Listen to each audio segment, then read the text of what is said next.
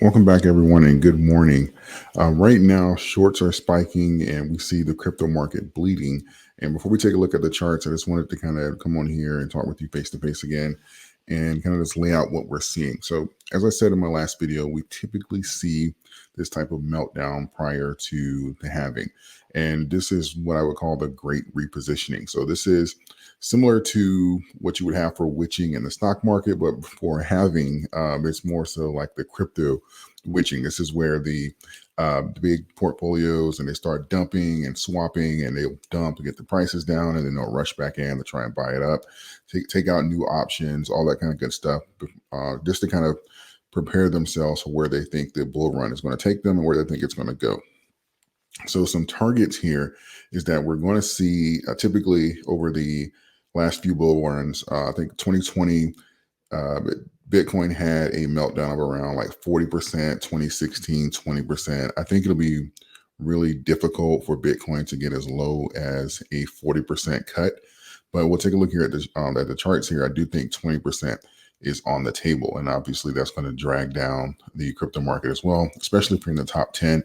So that's going to affect Dogecoin as well. So this is going to be an opportunity here that we have over the next couple of months to make some last adjustments as far as for our projections and really just decide what we want to get out of this bull run. For the most part, if you've been here since 2020, 2021, you've been here roughly 4 years. So make sure that I just get what you've been waiting for, what you've been patient for, really, right? So don't just necessarily have this trip here at the finish line as we get closer to the ultimate goal here, which is to reap the benefits of your patience and your hard work, and as far as for investing over the last few years. So with that being said, let's take a look here at the charts, and we're going to start with the shorts. So right now you see that Doge shorts are up roughly around 1,000%, 972% on the day. And this is kind of like the beatdown that they're having to I guess gain their confidence that that Doge is kind of going to go lower now because Bitcoin is in fact dragging the market down. So I guess now they have their confidence back, and really this will be really interesting to see how long they stay in this position. Because if I'll let you guys know if we start getting to that point, if we can expect another covering, or if they're about to get wrecked again, I will let you guys know. But I think this is very funny how they wait until Bitcoin does this thing and they're like, oh, okay, now we're ready to go back in, right?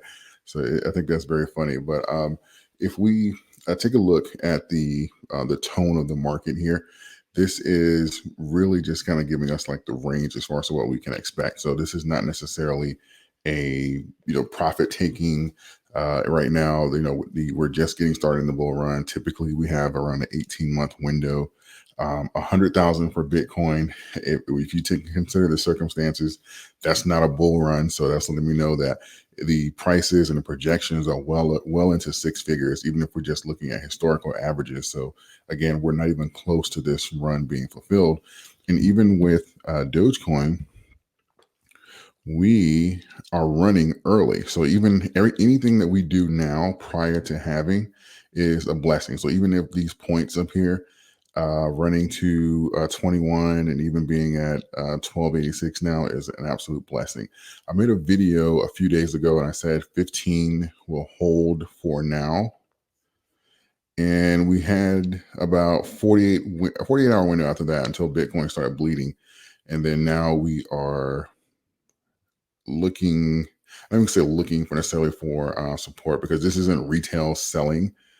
You're going to see a lot of the bigger wallets dump, similar to what's happening across the board here, whether that be Ethereum, Cardano, Bitcoin. You're going to see a lot of these big wallets dump. And the goal obviously is to get retail to react to this, right? React to it, whether that is coming out of their long positions, coming out of their options, or you just selling and saying, hey, look, I'm up. I bought, my average is 6 cents. It's at 12 cents. I'm about to fall below 100%. I wanted to kind of take profits now and see how low this thing goes. And that's kind of what a swap is, right? Because we already took a look at the wallets a few weeks ago. We know that for the most part, around 80% of the coin is held in a handful of wallets. So we know who swinging the coins around. So when they do stuff like this, what they're doing is there's some profit taking depending on when they got in, but ultimately they drive the prices down so that they can do the swap and take better positions and then collect on the way up again. So that's typically what happens. This has happened every cycle here for like the last 10 plus years in Bitcoin, so pre-halving. So there's nothing necessarily alarming about what's happening. Just kind of consider this as a last window to before we have that run, right? Before we have the big run, right? Again, this right here, the 9 out of 10, this was looking really aggressive. And it's one of the reasons why I was thinking that we would consolidate higher is because the strength that was in the market. I was thinking that, hey, maybe since we have so many retailers in the market right now, since the Bitcoin ETFs, maybe we're not going to have this sell-off prior to halving. But that turns out to not be the case here, and they are going to pull out all the stops to make sure that we do have this sell-off prior to the halving. So we have the that window on Bitcoin being broken. We have the 15-cent window for Doge being broken. They're sparing no cost to get these assets down. So for Bitcoin, again, I have a low here of around 58,000, which is kind of just like a retest of where we grabbed liquidity from before. And that lines up with roughly around a 20% sell-off. We're at around 12% right now, somewhere between 10 and 12%. So another 10 and 12% down for Bitcoin max. And I think that at that point, we'll start to see some mass aggressiveness coming into the coin to take positions because, again, mathematically, this is going into six figures this run. I think we'll see something similar with Doge.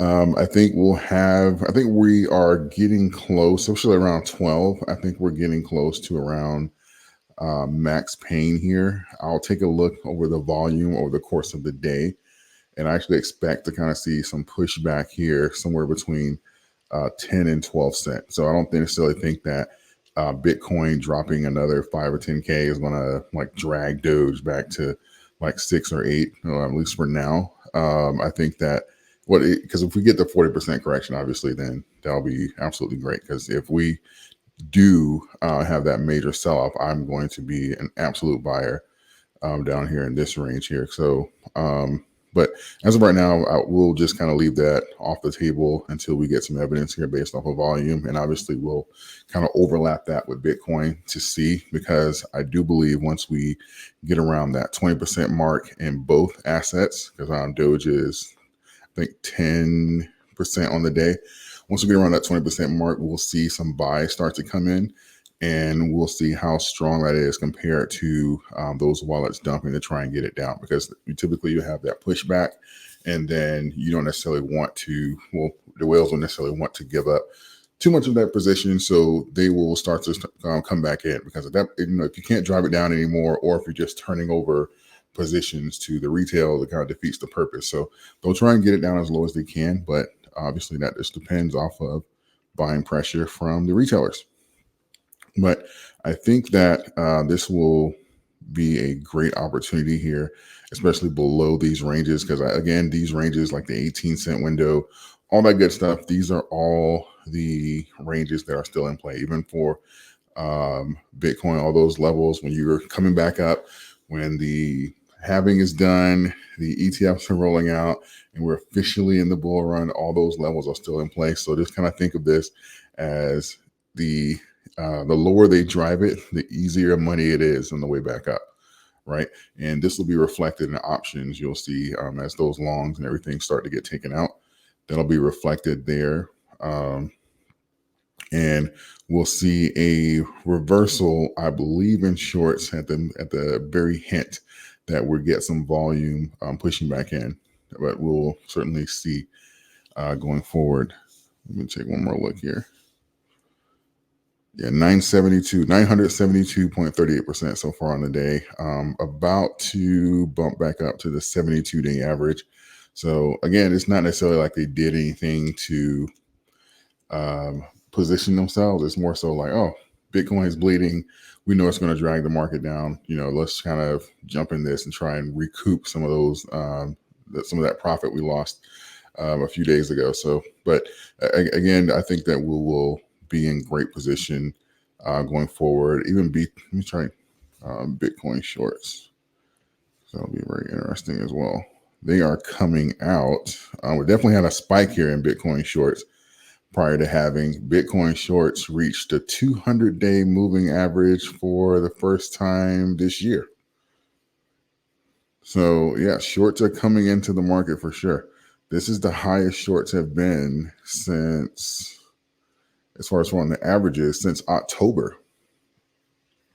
So we are definitely on the cusp here for that bull run. So like I said, you have about another month or so. Think about your positions, coin counts, all that kind of good stuff, and make any adjustments that you see fit, because cycle to cycle, these numbers typically don't retrace. You have a max, maybe like a 90% sell off from the high, but typically that doesn't overlap with the previous cycle. So, as far as the Bitcoin, that means you don't see those prices again. As far as for Doge, that means you're not going to see those prices again. As far as for Ethereum, that means you're not going to see those prices again.